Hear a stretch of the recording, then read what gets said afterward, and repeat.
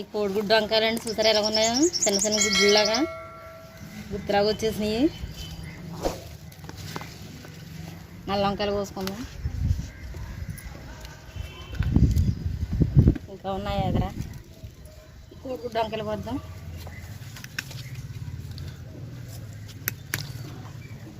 ఈ నల్ల వంకాయల్లో గుత్తి వంకాయలండి.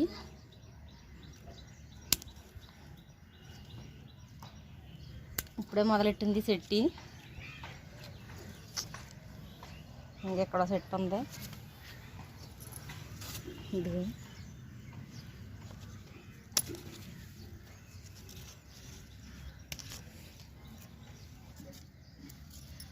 ఇదిగోండి వంకాయలు. ఇవేమో తెల్ల వంకాయలు.